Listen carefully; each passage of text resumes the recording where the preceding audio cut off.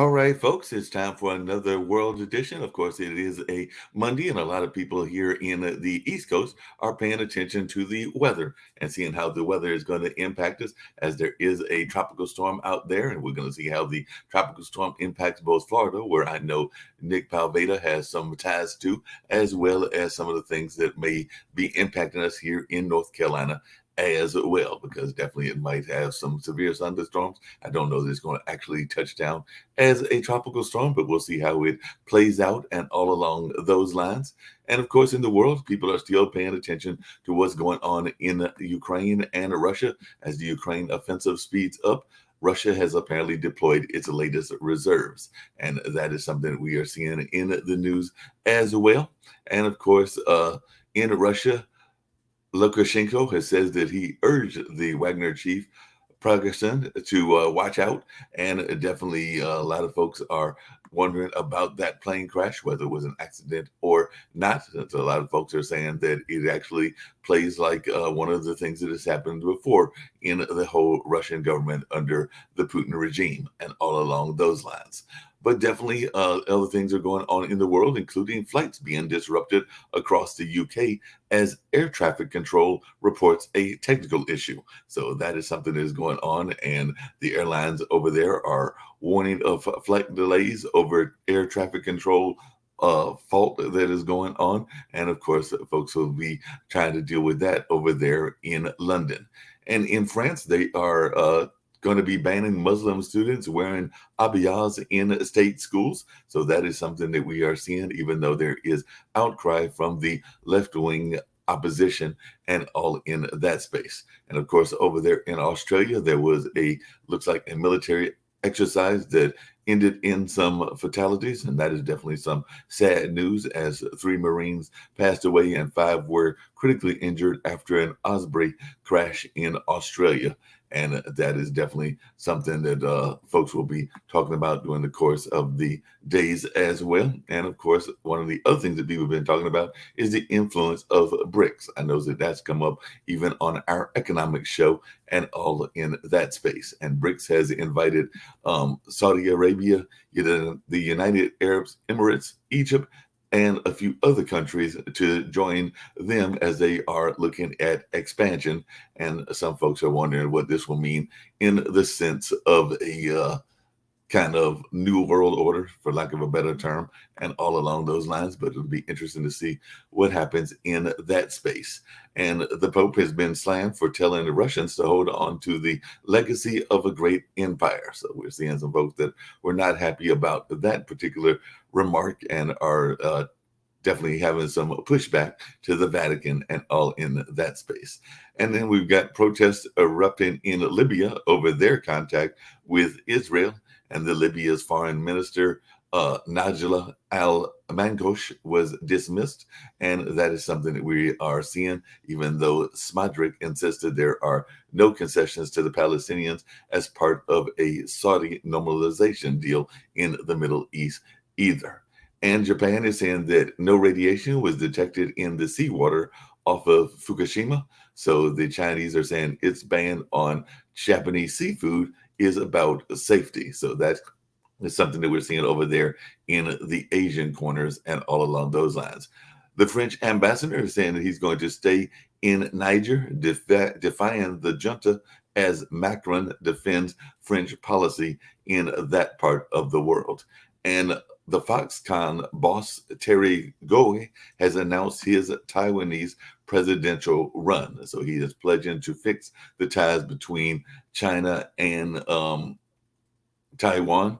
And he says that he will not let Taiwan become the next Ukraine. And I know that there's been some speculation about that as the Russian war has been continuing and all along those lines. And I mentioned the hurricane, where there is a storm that is also impacting Taiwan as well, because Zola is strengthened to super typhoon before turning to Taiwan. It lashed northern Philippines and was definitely headed in that direction with its weather and all along those lines. And there's outrage in India as a teacher tells a student to slap a classmate who is Muslim. So that is something that is going on in that area. And speaking of that area, Afghan women have been told that they cannot go to the national parks in Afghanistan. That's right. The Taliban has banned women from the national parks there in Afghanistan and all along those lines. And I mentioned one of the storms, well, Hurricane Franklin has gained strength, and it looks like it's taking aim at Bermuda, while the other storm is taking aim at Florida. So definitely looks like these storms are out there. It is hurricane season. There is no doubt about that. And all along those lines, as far as what's going on in world politics, there's always things happening in elections. And Zimbabwe opposition is crying foul after their leader, uh, Menengaga Meningagwa won a second terms and was declared the winner. And definitely, there are some neighbors of that country that are casting doubts on the election that gave that gentleman his win and all along those lines. So we're going to see what's going on in that space. And if you want some lighthearted news, and then we're going to get to our guests and some other things that are going on, including some things that are happening in the United States. Hundreds apparently are joining the largest Loch Ness Monster hunt in 50 years in Scotland. That's right. They are out there, hundreds of them, are trying to see if they can track down the Loch Ness Monster. I think that's like looking for Bigfoot and all in that space, because people have been looking for them for years, and I don't think anybody has seen them, but I could be wrong. And by the way, just on a separate note, the Pope has said that it is backwards, the kind of the state that the U.S. Catholic Church has. He calls them reactionary, and he definitely laments some of their policies and say that the U.S. Catholic Church has been politicized. So definitely he is blasting the American Catholics who oppose church reform and all in that space. But like I said, I'm going to get to our guests and see who else is around in the room and all of that line. I've actually got to see, since he's got a good old Irish name and everything, if Matt has ever gone and thought about hunting for the Loch Ness Monster or anything in that space. Because I'm going like, yeah, Postman looking for the Loch Ness Monster, Bigfoot, and a number of others for years. And I did see McCain, and I'm like, that looks like a good old Irish name. I'm going to ask him if he's ever gone hunting for the Loch Ness Monster.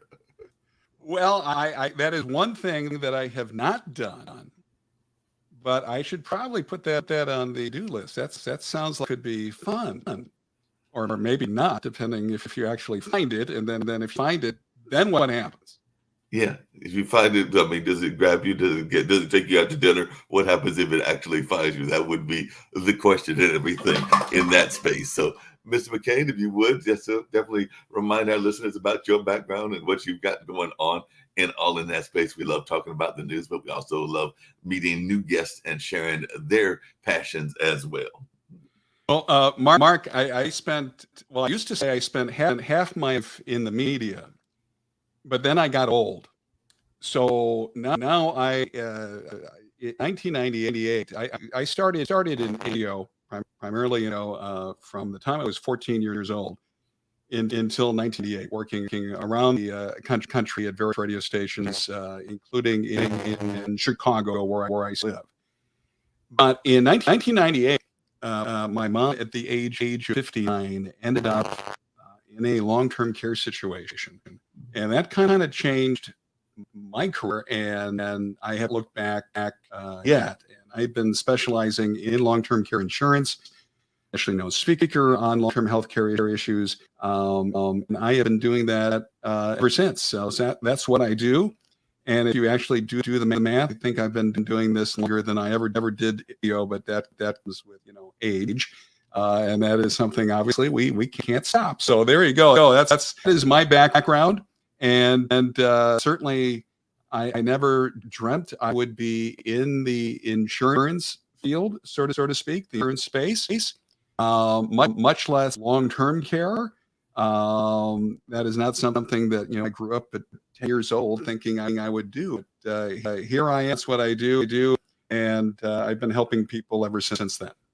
Well, how do you think we're doing in long-term care, and all of that as a nation? I know a lot of people are concerned about Big Pharma and a number of other things out there. And actually, one of our founders who you met briefly and hopefully be joining the discussion, as well is Nick Palveda. And I know that he runs a fund that an attorney law firm that deals with pensions and all in that space. So definitely, I was just wondering your thoughts about how we're doing in terms of long-term care and particularly helping our elderly and all in that space. I know a lot of people were concerned about that during the pandemic and definitely were afraid that maybe we were rushing too fast to turn it over to the young folks. I've heard a couple of podcasts recently where they are like, that the young folks are be in charge shortly, but I also hear that we are an aging society. So I sometimes get conflicting messages when I hear that, because I hear people saying that we need to turn it over to the young people because it is definitely their world and all, but we are in a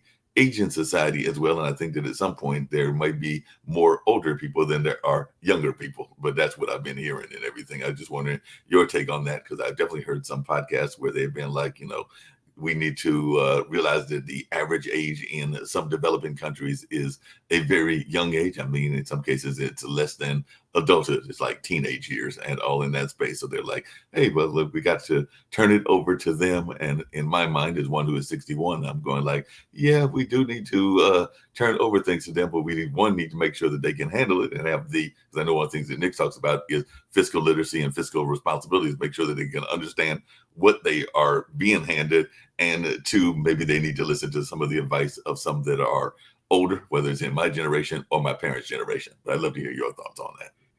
Well, long-term care is a global issue, and through much of the world, we are facing a huge wave of aging. In fact, in most of the Western world, and even in the developing world, there are a lot of quote unquote gray hairs out there. Longevity has become a political issue. It is not a new issue, believe it or not. They have been talking about aging in long-term care for decades and decades. So it's only been in recent years that the pressure on both government and families has been as big as it is. And during the COVID-19 crisis, we saw in the news, what happened in nursing homes in New York and other places in the country. They were really unprepared, and a lot of people were put in their homes that probably shouldn't have been. And so a lot of people began to understand how big an issue long care is, because it's something that most of us want to deny. But aging is real. Age is a reality. And right now you have dozens of states that are looking at following the state of Washington's lead in taxing individuals age 18 and older that do not have a qualified long-term care insurance policy in place. Idea of the tax is not to get people to buy insurance. The idea of the tax is they want you to pay the tax, because this is going to fund the Medicaid program, and Medicaid has become primary payer of long-term health care in the United States. Problem, of course, with Medicaid is you have to have little or no income and assets. So anyone with any kind of savings wants to avoid that situation. So California, New York, Minnesota, Michigan, Illinois are among dozens of states that are following the state of Washington's lead in developing their own tax, which is a lot of people thinking, well, why do you need long-term care insurance? Doesn't my health insurance cover it? Doesn't Medicare cover it? And they find out that no, health insurance does not cover long health care beyond a small number of what we call skilled days, primarily rehab, and neither does Medicare and Medicare supplements. So many families, Mark, are forced to deal with a crisis when a loved one, either due to chronic illness, an accident, mobility issues, dementia, or just the frequency of aging, need help with everyday living activities or supervision due to dementia. And the money involved, because there's issues. There's money, because the world goes around with money. It costs money. Someone has to pay cares. And it's a family issue. Um, and we're now in a situation today where people are beginning to understand how big and it is, and whether you elect to transfer that risk to an insurance policy or a premium that you pay, or you go on some kind of government program, or you roll the dice and hope for the best. You need to have a plan. You need to have a discussion with family, and that is what's happening across the country. Hey, one thing, Matt, we're getting a little bit of an echo, so I don't know if it's because of the earbuds or whatever, but I'm just gonna let you know that and all in that space. But I know a lot of people that are listening are probably wondering about the difference between Medicare and Medicaid, because I know a lot of people are oftentimes concerned about that, and there are some people that are feeling that those programs are being abused, and I know the one things that Nick talks about is this notion that we're going to be totally out of money for those programs very shortly. And all along those lines, I think that is by 2030 or 2035. And if Nick wants to correct me and jump on, he can tell me that and all in that space. But definitely that is something that I hear regularly, and everything is that we may be running out of money for these programs very shortly. And of course, they are very powerful lobbies, the insurance lobbies, and all in that space. But I'd love to hear your take on both of those. Well, health insurance and Medicare. Of course, Medicare is health insurance for those probably age 65 and older. We pay taxes for Medicare our entire life. We get some kind of supplement to Medicare, pay the deductible that put into the Medicare program. Medicare is just like any other health insurance. It does not pay for long custodial care. So when I say long-term custodial care, we're talking about merely help with activity of daily living, or supervision due to some type of cognitive impairment. Activity of living, in bathing, dressing, toileting, the personal hygiene that goes along with that, moving from one place to another, those types of things. And the related IADL, instrumental activities of daily living, which are the skills that are required to navigate life, whether it be cooking and going grocery shopping and paying bills. We help at some point, either due just to aging or to some kind of chronic illness. And so care was never designed to pay for that. It doesn't pay for long-term custodial care. It pays for a minimal amount of rehab, skilled services. And after that, after you cross those days, then you're 100% out of pocket. Most people are unaware of that. Once you have little or no income or assets, then Medicaid will pay for long-term health care. But again, to have limited income and assets, and then it's one thing if you start off that way. But if you worked your entire life and you have savings and you're preparing for future retirement, and you lose everything, it's not what you intended for that hard-earned money. And so the government here is seeing their Medicaid budgets, and Medicaid is a federal state program administered by the states, funded by both the states' heads. Was never intended long-term health care to begin with. It was intended for health care for the poor. But the biggest line item is long-term care. This is a huge financial issue on government on all levels. And so when you then take Medicare's first problem, we're referring to that, Medicare and Social Security are having financial issues. You have one problem on top of another problem after another problem. And there really has been, for the most part, a lack of leadership in Washington, which is why states have decided to do things on their own. In 1996, the federal government started to regulate care insurance, provided limited standards, consumer protections, and tax incentives. Then the partnership program was put in place and expanded through the Deficit Reduction Act. Excuse me, signed by President Bush at that point, which gave this 45 states participate in the partnership program. What the partnership program does is if you have a partnership long-term care policy, it provides what we call dollar for dollar asset protection, or what a state bureaucrat would refer to as asset disregard. So if you were to lost all the money from long-term care policy, you'd be able to legally shelter part of your estate based on the total amount of benefits paid out by the policy, still access Medicaid. In other words, you wouldn't have to be poor to qualify for Medicaid. That means even a relatively small policy, very small, affordable policy, some people can protect everything they have. And a lot of people are unaware, including financial advisors, who should know. Many people are unaware of this program. And so again, government does things. There's a follow through, and people are left to their own device, and then they get to a crisis, and they limited options. Once you need care, there are limited options because with insurance, you have to have relatively good health in order to get a policy in with. You can't need care and then say, "Hey, Mr. Insurance Company, give me a policy."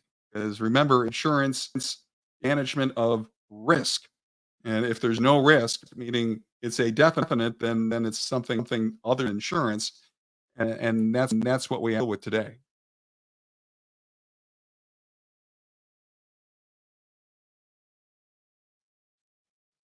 I was on mute myself there. I said, I know one of the things that Nick talks about regularly, and I'd love to hear your thoughts about this because it is part of the reason that the network got started, meaning Pod TV, is that there is a feeling that we don't teach enough about fiscal literacy and fiscal responsibility. So I was wondering your thoughts around that. You said that you got more into it when you had to take care of your own family, and that was at a later age. I think you said you were in your late 50s or something along those lines and everything, but definitely were you learning that in the school system back in like the 80s and 70s, or is this something that you feel that our young people need to learn? I know that I don't have any children of my own, but I do have two nephews, and I know that my brother and others try to make sure that they understand what they are doing with their money and make sure that they are doing responsible things with their money as well. But I'm just wondering, are we seeing enough of the school systems teaching this as much as they should? Good question, Mark. First, let me clarify. My mom needed term health care at age 59, so I was much younger at the time when I experienced that. And a lot of us, are first exposed to long-term care because of our and sometimes grandparents and uncles. To answer your question, I'm 62 too. So when I went to school, they did a fairly good job of teaching, consumer act speak as it called.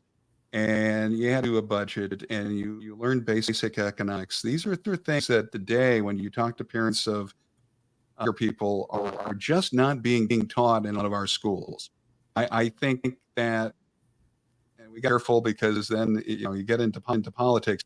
But I think a lot of the schools are concentrating things other than the basics, reading, arithmetic, to speak, and consumer act and financial education. I think is absolutely essential. I remember this was in junior high. There was a project. They teamed you up at couples, and you were the couple, and they had so many kids. You had a job. You had to do this budget. You had to do that, and this was coming back in those days. Today, I'm not sure if some of these base being talked about to as least much detail as they should. And that's something that I think that as a society that what our schools intended for.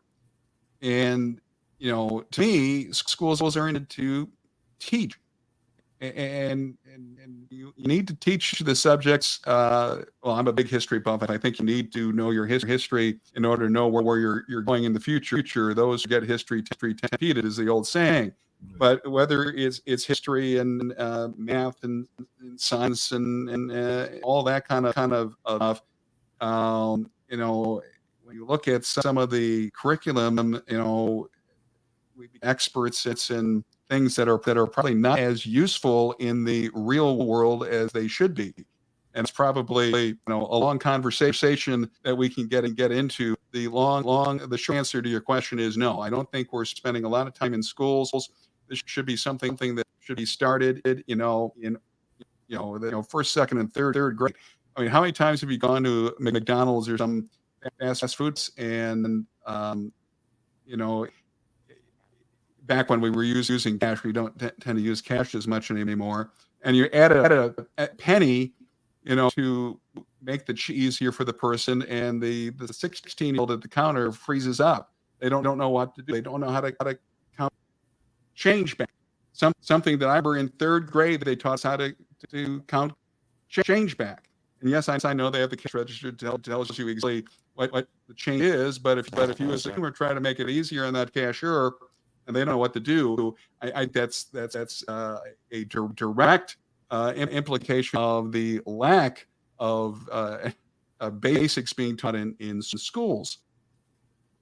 That's terrible. By the time you get into high school, you should know some of those basics, much less, school graduate and into college.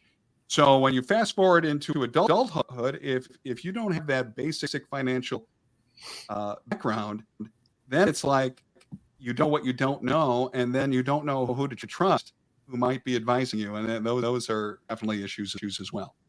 Yeah, like I said, Nick has joined us, and all along those lines, Nick has got a pension company, and all in that space, as you can say, he is the head of the National Pension Partners, in addition to being one of the two co-founders of this particular network. So I do know that this is right up his alley, and all along those lines, so he definitely has had some very interesting thoughts about as I mentioned earlier, the end of Medicare and Medicaid in the not too distant future, and all along those lines. So Nick can explain some of those concerns that he has had over a number of years, because I think that and also the notion of what news was being released about COVID is part of the impetus for the creation of this network, and all along those lines, because they definitely wanted to make sure that people were talking about these issues that, unfortunately, and you said you came out of media, a lot of our major media networks don't cover as much as they probably should. But I'll let Nick speak for himself. Don't cover as much as it should. Can you hear me, Mark? Yes. Okay. Well, apparently the politicians in Washington can't hear Matt, because let's go take a look at what he's discussing: long-term care. Long-term care is not covered. Now, as Chris Greco would say, not covered by Medicare. Okay, so it is a major problem, not a minor problem. It's a major problem. You have to self-fund or buy a long-term care policy, because if you suffer from Alzheimer's disease, which a high percentage of the population will, and you have to be in a long-term care facility, you will not be covered by Medicare. So problem number one, it's an unfunded liability. Problem number two, let's go to Washington, D.C. and the Republican debate. Oh, let's talk about abortion. Let's talk about the southern borders. Let's talk about gay rights. But let's not talk about long-term care, because it's a problem that they cannot solve. And the media is too stupid to even ask the question. Those people on Fox never raised their hand and said, "Sir, what are you going to do about Medicare going bankrupt by the end of this decade, in the next several years?" That would be a real tough question, wouldn't it, Matt? Medicare, the trust fund runs out of money. Just go look at our next show. We have the Honorable David M. Walker, the former Comptroller General of the United States. We discuss it almost every week. Your Medicare trust fund goes out of money by the end of this decade. And next decade, Mr. Republicans, what are you going to do about Social Security running out of money next decade? Neither one of those questions were asked by the Fox commentators. They didn't have the brains, and of course, politicians didn't want to bring it up. Now let's look at long-term care, the area that you're working in. It's a liability that many people will face. It is completely unfunded. The big surprise takes place only when, I got to take mommy into a long-term care facility. It's going to cost $6,000 a month, and we don't have it. That's when they discover it, because financial literacy, I call it financial fitness, isn't taught in elementary schools. It's not taught in middle school. It's not taught in high school. It's not taught in college. It's not taught in law school. It's not taught in the MBA programs at Stanford, Yale, University of Chicago, or Harvard. In other words, I checked all their places. Do they teach about retirement plans? The answer is no. So what we have developed, whether we like it or not, is a huge population of financially illiterate people in the United States of America. And the politicians show the way, because I listened to the debates. I don't know if you guys did. Did these issues ever come up? Mark, did you hear anything about long-term care, Medicare going bankrupt, Social Security going bankrupt as a question? No, let's talk about abortion. Or let's talk about the southern border or climate change. Anything that excites your emotions but has nothing to do with hard, raw facts that you're going to have to deal with during your lifetime.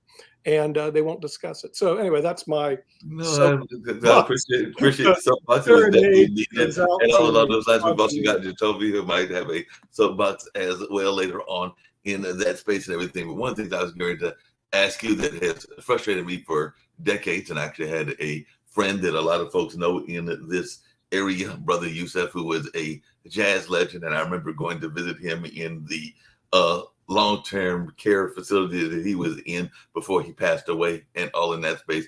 And to be perfectly honest, I was a little bit dismayed, and I actually went to visit with a lady friend. It was actually the lady I was dating at the time, and all in that space. And this was several years, almost a couple of a decade or a decade and a half ago.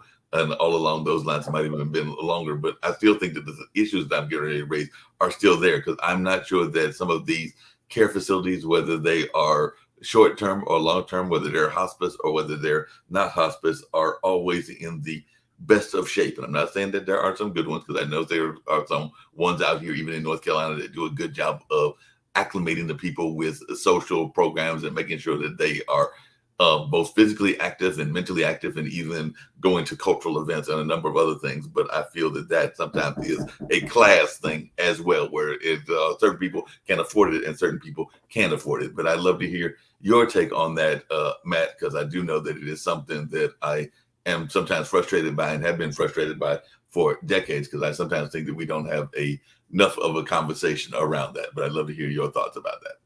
Well, we don't have a conversation about a lot of these issues, and because they're not sexy issues. And back to the debate for a second, Senator Tim Scott, who's running for president, is one of the ranking members on the Senate Aging Committee. Or in theory, they're dealing with the issues of long-term care and Alzheimer's and Medicare and all these types of things. And yet, those questions are not asked by the media. No one is pressing politicians. No one is pressing the media on any of these harder issues, because they don't have a soundbite answer, because they're complicated. Instead, we got a question during the debate on UFOs. Now, I'm a fan of UFOs, okay, but to belonging in the Republican debate, well, maybe at some point, but certainly we can go item by item here, but the country is facing a longevity crisis. Let's make it clear. It's just the United States that is facing longevity crisis. The world is facing a longevity crisis. This is a crisis not just in the United States. Let's just go north to Canada for a second.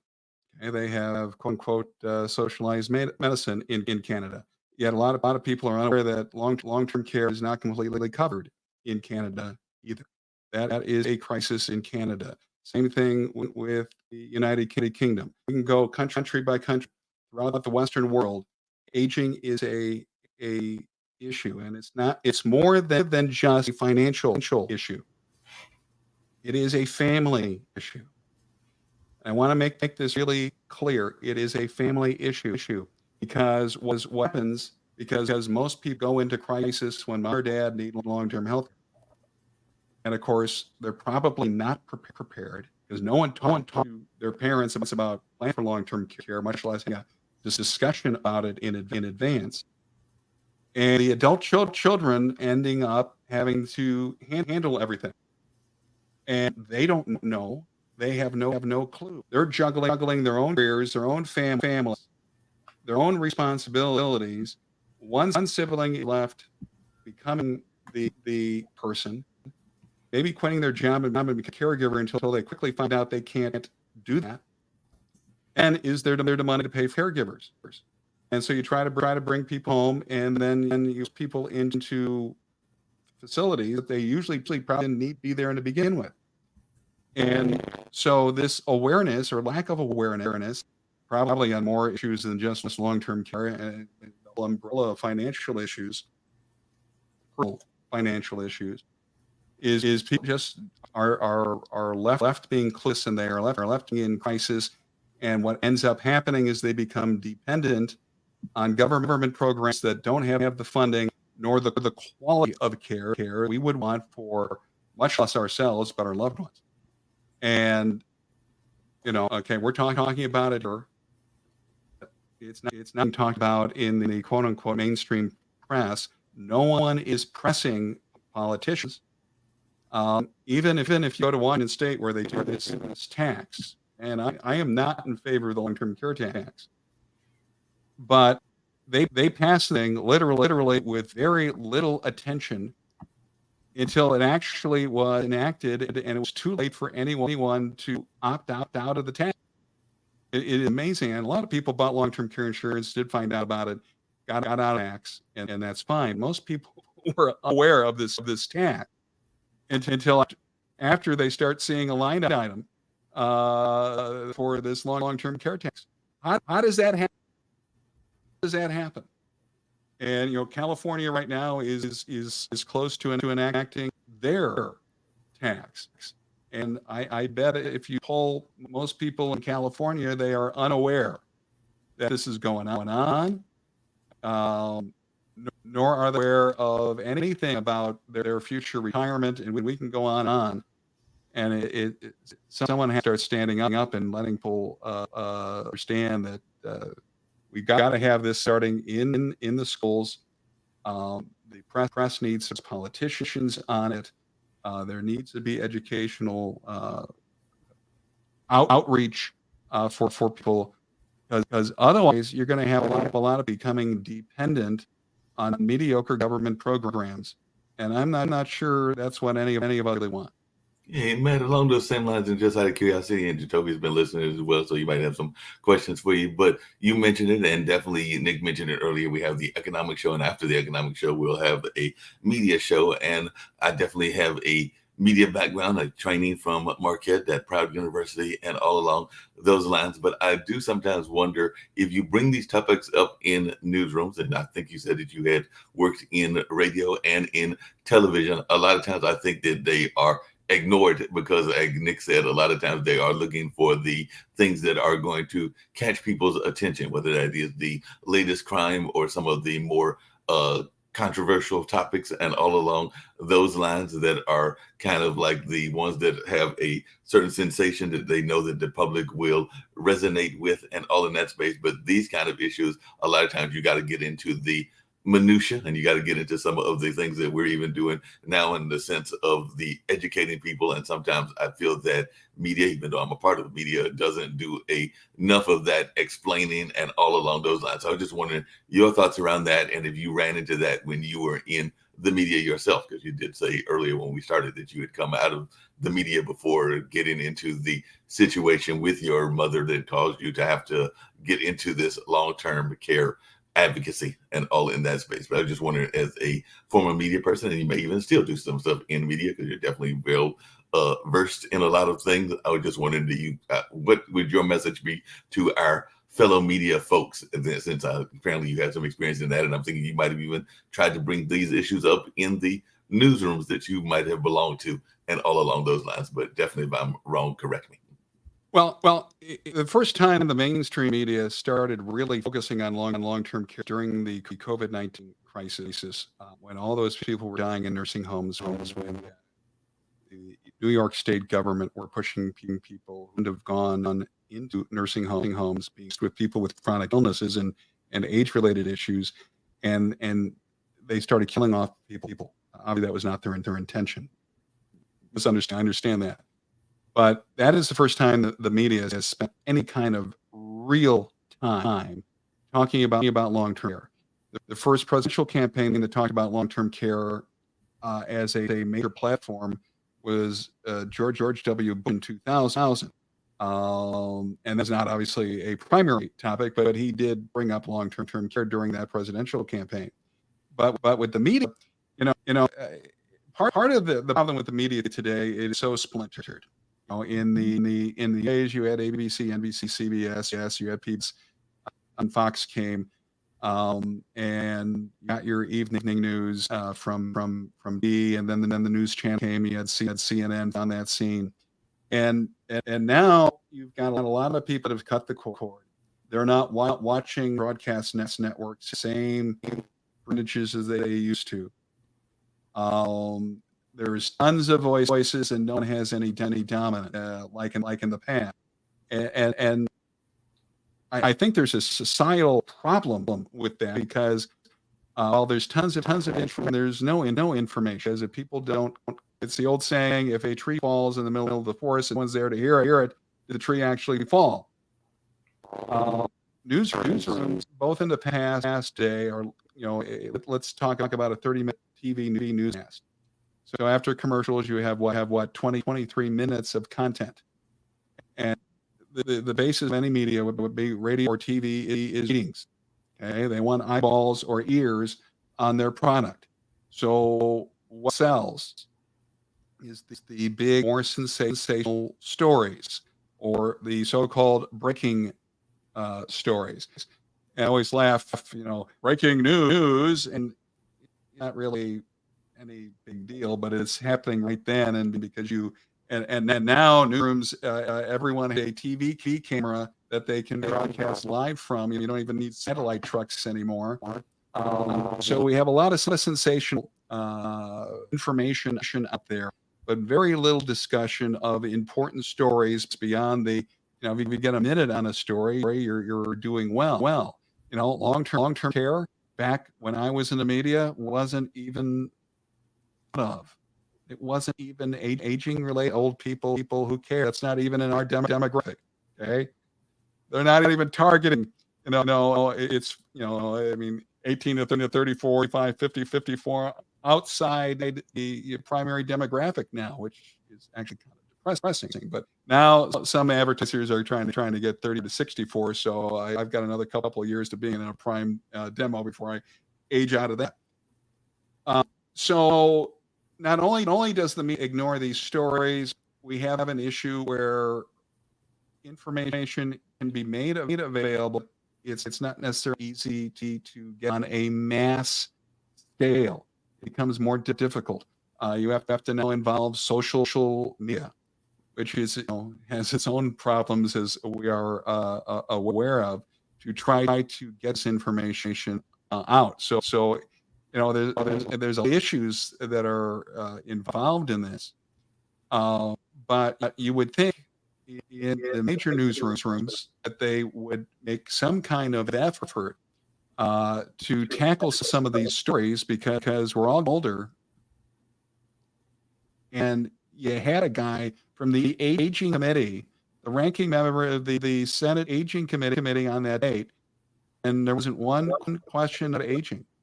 And I guarantee you, the next debate, whether it be the Republican debate or if there are Democrat debates at some point, or the final debates during the general election, if there's one question about aging, I'd be surprised. They might touch on Medicare and Social Security, and of course the answer they're going to give, I guarantee you, the answer the politician, no matter who the candidate is, we're going to do everything we can to Social Security, I promise. Okay. All right, but how? Yep, that's the key question, is how and everything. I know one of the other things that people have been concerned about is the impact, and I know that you got an endorsement from a group that might be considered one of these people that I'm getting ready to mention, because I do know that you have been endorsed by the American Association for Long-Term Care Insurance and everything. But I know that sometimes people are wondering about the power of the lobbies, and I do know that sometimes the overall insurance lobby, not necessarily that organization, but the overall insurance lobby, are seen as a very powerful lobby that have a lot of pull in politics, and almost as much, I would argue, as the pharmaceutical industry and the gun lobbies and a number of other lobbies that are out there as well. But I was just wondering if it is such an important issue and if that is such a powerful lobby, because I oftentimes people will say people in the insurance business are a powerful lobby. Why aren't they even kind of pushing for it in your mind, some of these insurance lobbies? Because when you think of the top 5 lobbies, a lot of times the insurance lobby is one of those that is risen up there, along with, like I said, the NRA and some of the pharmaceutical lobbies and some of the other ones that exist. So it seems to me that that would be something that they would be concerned about, but I don't even really hear them pressing for it as well. And I was wondering, am I missing something? Yeah, no, they're not involved in long-term care quite because quite frankly, it's not a profitable segment of the insurance business. They would rather a government solution that they become a supplement to. Okay, so for instance, Medicare, there are Medicare supplements that the government mandates, and how it work. Insurance companies sell those supplements. Medicare does the heavy lifting. The supplements are an insurance product, be made to be very profitable. They aren't, meaning the insurance industry doesn't have to carry the thing. And my guess is that's want to happen in long-term care, because long-term insurance is an expensive product to produce and underwrite. And they're not a huge return on investment because of the amount of people that will use the product. Okay, for example, life insurance is relatively cheap. Believe it or not, hardly anyone dies with an active insurance policy in place. And if it's a whole policy they've been paying decades and decades, a lot of people that die with an active term life insurance, and most life insurance's term is very small. It's a very profitable product, believe it or not. But long care is a product that there's huge amounts of claims. Why? Because once you get a policy, when you get the policy priced and then underwritten based on the age and health you were at the time of application. So you get it once. You don't reshop it because you're only going to get older and more expensive. Therefore, you're not going to replace it. But you don't give up that policy until you die or use it. And so many people need long-term care. So I don't think the insurance industry is all that excited about doing more the niche that they're doing. And if you look at other lobbyists, like AARP is a huge lobby. They're out there being on behalf of seniors. Some can say that they're more a government solution, but they're out there. And lobbyists, everyone gets excited about lobbyists, but we're all lobbyists in a way. We all call our congressman, congresswoman, senator. We all can send an email. A lobby is a group of people like us that share a common value. Okay, and we can argue about how strong some lobbies may be, but in talking to people in Washington or in capitals, they pay attention to those emails. They pay attention to those phone calls, and when they get a lot of attention about a certain topic, they want to take the heat off. So you, the listener, any of us on this show can be a lobbyist. We have a phone, we can call and send an email, and you should. And this is an issue. And anyone that's over 30 years old want to make sure that their kids don't grow up in a situation where the government is completely full of debt. They're spending all this money on us older folks just to keep us going. And their quality of life will be actually impacted. The decisions that we make now, both from a government standpoint and a personal standpoint, will have a dramatic influence on these younger generations. But here's the other issue. Most of us are in denial about aging issues. I don't know. I have a mirror in my bathroom. I see that I'm getting older, but yet most of us are in complete denial of age. We think, long-term care, that's not from the guy across the street, man. He drinks 2 6 of beer a night. He's the one going in the nursing home. He's the one who need in-home care or assisted living. But I got news for you. That person is looking at you, saying the exact same thing about you. You know, that guy, he doesn't eat or drink, and he's fit. He's never going to die. He's going to be 92 with Alzheimer's. Guess what? They're both right. It doesn't matter what your current health is. It's just difficult to die. And if you don't die, you live. That quality of life and how much help you need during that period of time that becomes the easy issue. And that either takes money coming from somewhere or family to interrupt their lives to take care of you.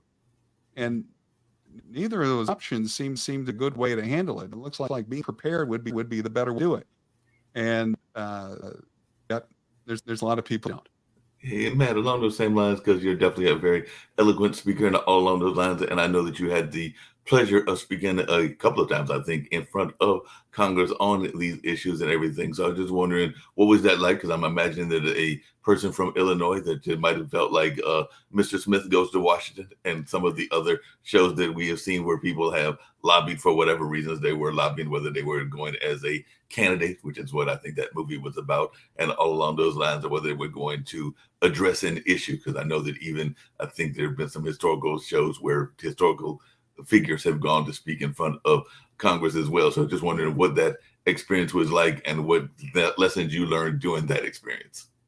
When you talk to members of Congress, you're usually spending a few minutes in an office, usually with a group of people who share the same topic, organization, or whatever. You get a few minutes. They take a few notes. They ask a few questions, and they hustle you in and out.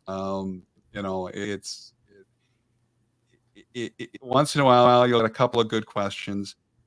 Members of Congress and their staff, primarily their staff, they're the ones that do the heavy lifting, will sometimes ask good questions. And if they ask good questions, they're paying attention and there's an interest. If the staff's the right questions, that's coming from somewhere. So that's usually the member that has wanted to learn about and want to learn about various topics, either because they have a personal interest or on the campaign trail, or their constituents are talking about it. There's so many issues. Not a member of Congress can handle every issue, but it reads me. Washington reads me when I was in radio. When I was in radio, I was in top 40 radio. And the record companies have reps. They were the lobbyists for the artists, whether it's Michael Jackson or Rod Stewart or whomever, whether it's a big name or a small name, trying to get your radio station to play their new song. Okay, and I kind of think there's a similarity because often the record companies and their representatives would offer quote unquote incentives to get you as a radio station to play the song. All of it was within the law. Some was gray area, and of course some was purely payola against the law. So Congress, I don't think is that much different. Okay. Whether you're an individual constituent or a part of a lobby or a lobbyist paid by a group, and you're trying to get a member of Congress to pay attention to a piece of legislation or a topic, not everyone's on and all that, but it you can go in any industry. There's pharmaceutical reps who are lobbying docs to prescribe Wellbutrin or whatever the medication is. That's how the world goes around. And when it's good information and questions are being asked, I think it's useful. I don't think there's necessarily anything wrong with lobbyists providing useful research and information. And on the flip side, the member of Congress and their staff are asking the right questions, and that's where it goes. And any of us can be that lobbyist. We can interact. We can get a staffer on the phone. I've done it. You can do it. Most people, I don't think, don't because they think, oh, they're not going to me the time of day. They do. And then members of Congress also will come to their districts and have meetings in town halls, or sometimes have open office hours. They'll promote that. You can take advantage of it. And I think there's just like people are in denial about long-term care and aging-related issues. I think some people are just thinking that their member of Congress isn't going to listen. And I fight back against that notion. I don't care if you're a Republican or a Democrat. I think most members of Congress, they have to. They will listen. And if they hear something over and over, they're going to start paying attention to it. And you might always agree with your reaction to that information, depending on your political point of view and theirs. But I think it's important to realize that sitting around not being an active part of your community, which includes being actively involved with both federal and state legislators, you're missing out, because if they don't hear from you, they're going to hear from someone else. Yeah, no doubt about that. Hey, Toby, you got any quick question? Everything? I know we're running out of time, but you've been definitely sitting there patiently and all along those lines. So I didn't know if you had any quick thoughts about this great conversation about aging. And I know that you've got some parents, as do I, that are in that aging category and all along those lines. But I was wondering if you had any thoughts, as you are also a relatively young parent as well. So you've also got that going on, because you've got both a special needs child as well as a other child as well. So you definitely have a lot of issues that deal with care and all in that space. In term, I guess I want to touch base back on I think where Mark, you had brought up the question about, why isn't it attractive to people to talk about long-term care? And for me, I kind of see it as a parallel to the discussions around climate change and so on and so forth, where we know the world is warming and we need to do something about it, but do we really care until there's a hurricane right at my door? So it's kind of like that when I'm thinking about discussions around long-term care. I mean, we have an aging population, and we should be discussing this regularly. We're all getting old. I mean, Matt, you may not have some gray hair, but Mark and I have the gray hair growing on. But seeing that as, a very, how do we take it from that idea, I guess, that, well, it's so far away, I don't have to think about it. Or, it's this obscure, abstract viewpoint that, oh, well, it's just long-term care, it'll be there, to, hey, this is something we really need to have planned for. Yeah, and retirement is years away too. That if we have an employer, we're going to put money in a 401k, and that's got to be kind of part of the equation. I think what's different today, because there are more people with long-term care today than were 10 years, 15, 20 years ago, and it is people in the primarily in their 40s, 50s, who now have parents in their 70s and beyond that are now in long-term care, and they're saying, oh, I didn't know health insurance and that didn't cover this. Who's going to take care of mom or dad? I can't, I work. My wife can't work. Sure, we have 3 kids or whatever. You can't be a caregiver, a spouse, and have a career at the same time. It's not possible. And they see the quality or lack quality of care in some government facilities. Quality care is always obviously important. And a lot of people that I talk to people around the country, because I'm licensed in the state and the District of Columbia. A lot of the people who I talk to reach out to me because of personal experience. So this abstract, real life for them. And then they ask the next question, do I want this my family? And so we just have to spread that beyond the people going through that crisis and make it part of everyday planning. You plan for retirement, you plan for long-term care. You do so when you're younger, when it's cheap, less expensive, and you have better health. But it starts with understanding reality and the consequences of not acting. And the consequences of waiting until it's too late is that you put 100% of that responsibility, your family and your finances, and it doesn't seem like a great plan to me. And once we understand that, we can then find affordable solutions. At minimum, have a discussion with our family and what our preferences are. A lot of people don't talk about long-term care. A lot of people don't talk about what's going to happen when I die. Don't even have a will because, I mean, I don't know if you're aware, but there's 100% chance that we're at some point going to die.